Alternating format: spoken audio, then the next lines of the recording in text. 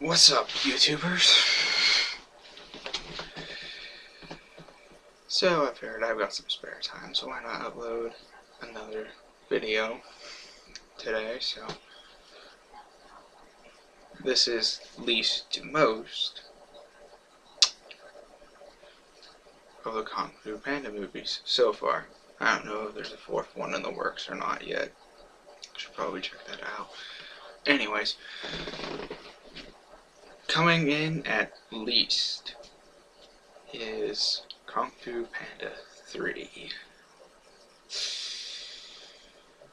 I pretty much covered most of the movies in the review, so I won't stick with reasons why and all that too much, but I will give you some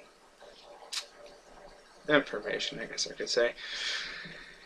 My problems with Kung Fu Panda 3 are the Furious 5 for one. Other than Tigers, I think the Furious 5 actually got less screen time in this one than the other members got less screen time in this than they did in the second one. Let me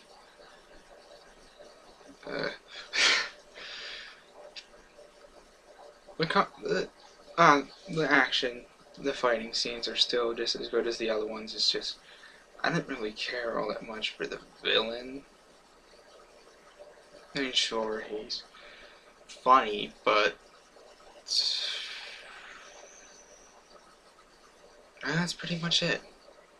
I didn't find him all that intimidating or all that excellent of a villain. I mean, Scar from Lion King is funny, but I'm pretty sure everybody can just imagine him killing Simba, just like I mean, you flat out murder Mufasa, and I'm getting sidetracked, aren't I? Sorry. So I didn't like the villain arc too much. I didn't like the time wasted in the Panda village. You know, but I do like the fight scene at the ending. I will say that. So, anyways, yeah, I like Kung Fu Panda 3 the least.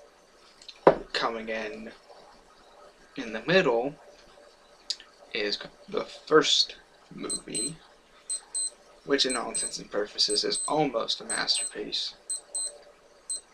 Once again, my main problem is with the villain. So, but I do like Tai Lung more than I like the third one. So, yeah, the Kung Fu fighting was excellent as usual with these movies. I do like.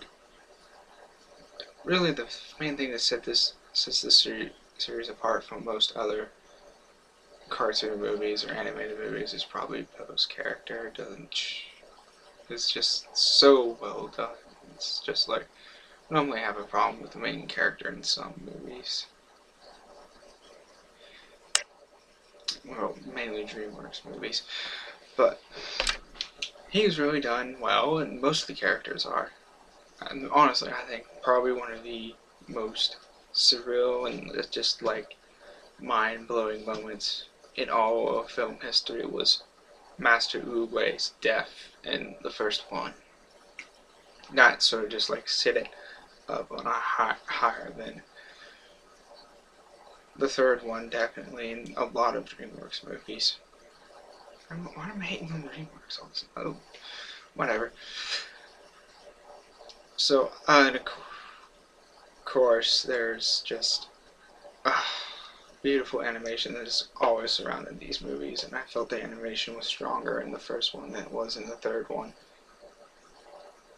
So, yeah, it's pretty obvious what my favorite is. My most favorite of the three movies is the second one.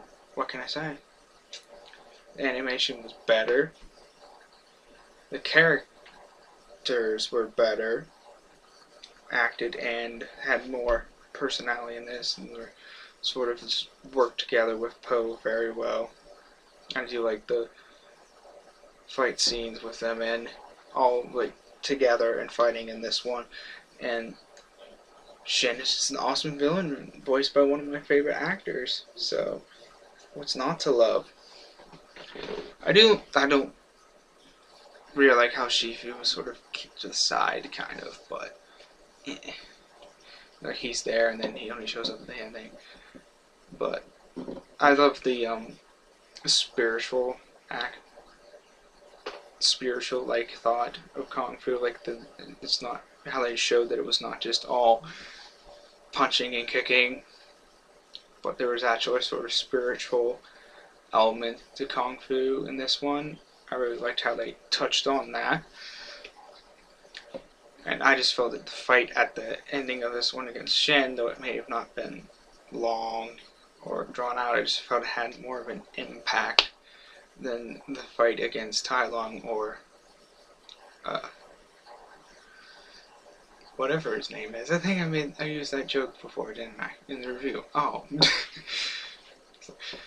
Well, it is a pretty good joke to make when you consider he's always just like, nobody knows who I am. And Poe recognizes him. This is all of his titles and all that, but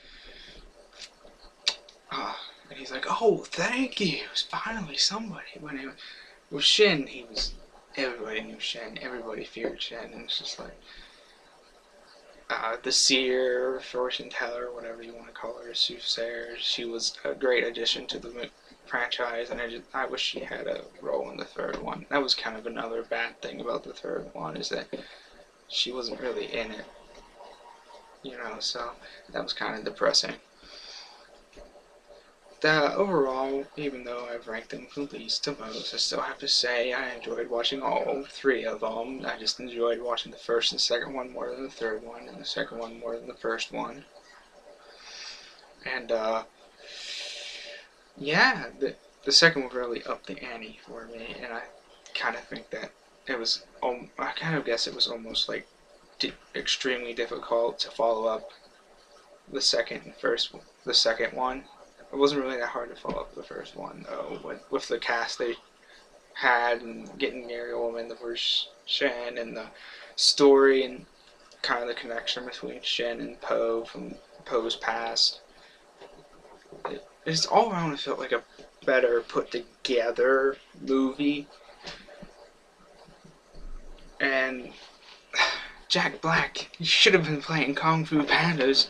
Your entire acting career, you should have been acting as Kung Fu Pandas your whole career. Maybe you get an Oscar. I think honestly, Kung Fu Panda 2 deserves every Oscar that's available at the awards. It's a real bummer it came out the same time as The Hangover Part 2, and everybody went to see that instead of this. I think, and I remember there were several people, including fellow YouTubers, that were just like, oh, if they don't make a third one because of this drawing us of a box office, because of everybody going to see The Hangover Part 2, I think I would have rioted. Anyways, that's my least to most of the Kung Fu Panda movies. Anyway, I'll give you all a thumbs up. Anyways, even though it's not a review, but there's your thumbs up. Thanks for watching.